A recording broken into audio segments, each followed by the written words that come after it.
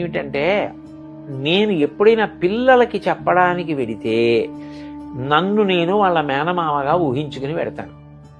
ఒక మేనమామకి ఉంటుంది సహజమైనటువంటి ప్రేమ.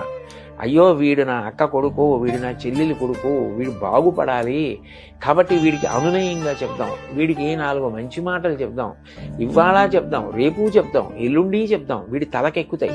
ఇప్పుడు వీడి తప్పు చేయకపోయినా రేపట్లాంటి తప్పు చెయ్యకుండా వీడిని నిగ్రహిస్తాయి. కాబట్టి నేను కనపడ్డప్పుడల్లా వీడికో 4 మంచి మాటలు చెప్తూ ఉండాలి అని ఎవరికి ఉంటుంది?